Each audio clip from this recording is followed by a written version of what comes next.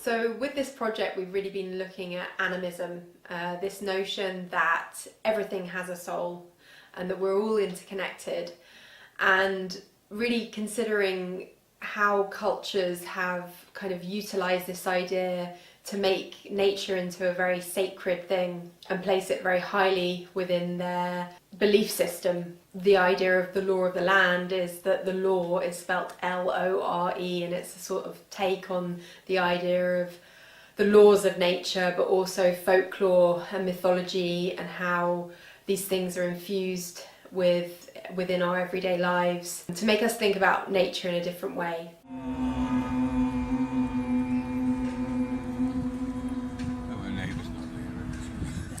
So the collective are a group of people that have been brought together. Some are members of staff from the Horniman Museum, including anthropologists and exhibition team experts and a curator. And there's also part of that group that's made up of local community members, people that have worked with the Horniman, or groups that have worked with the Horniman for many, many years. And they've come together with me to really develop this new show, sort of developing ideas around plant and water consciousness. So, right, that one.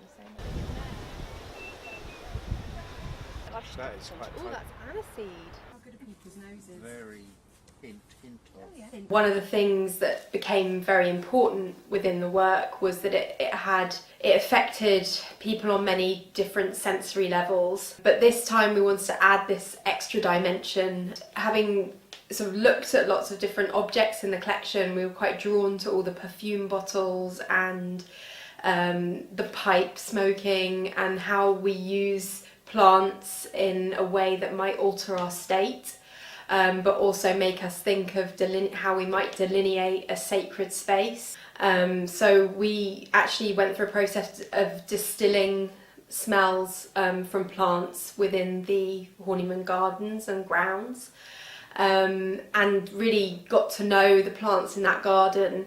And we've created a bespoke scent that you smell throughout the space, but then each sculpture has its own smell. So if you go up to the sculpture and you put your nose to one of the outlets, you'll get a hit, hopefully, of something hopefully quite pleasant.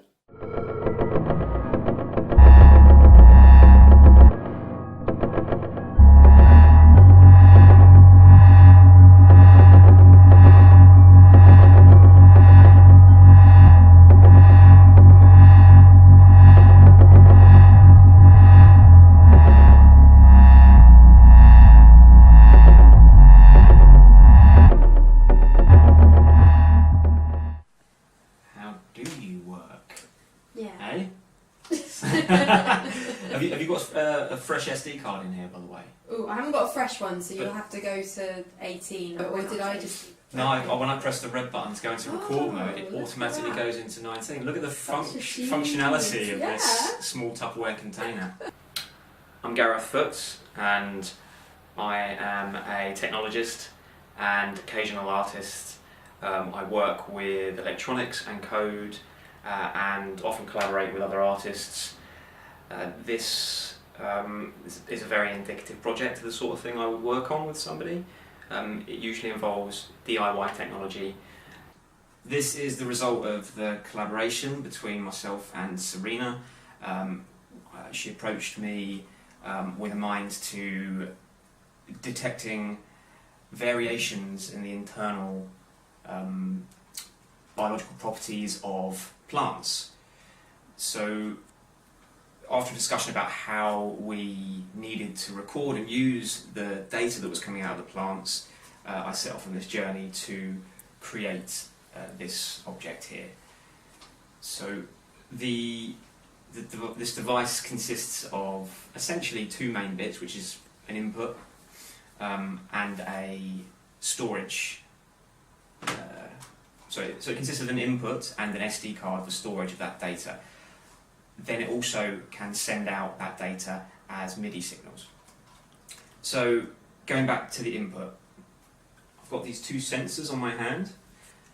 These sensors are galvanic skin response sensors, also known in more scientific fields nowadays as sensors for electrodermal activity.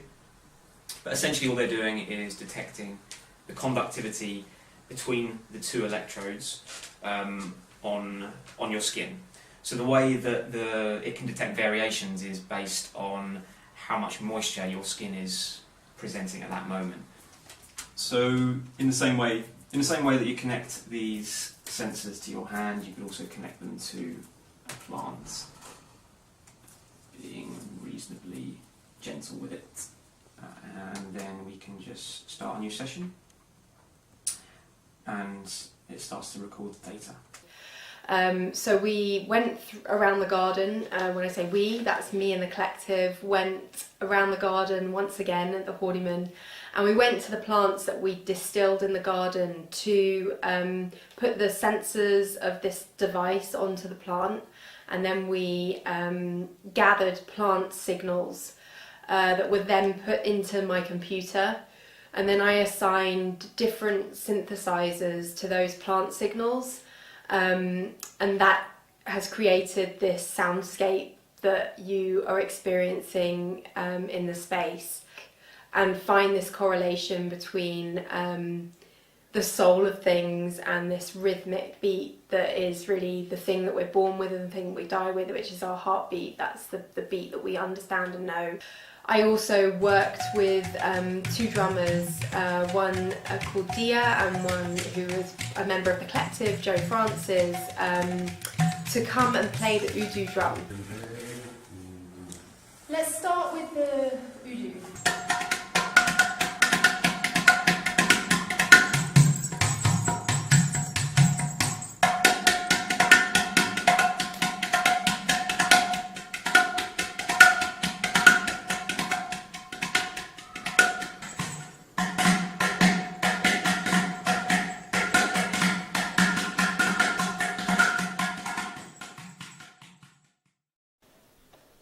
What's the piece called?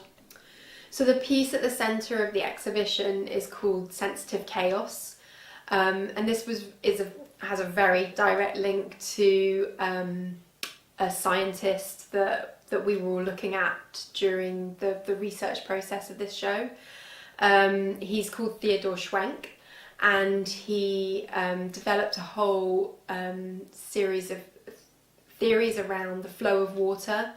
He believed in the interconnectedness of everything. He was an anthroposophist, so there was this fusion of science and spirituality in his thought processes.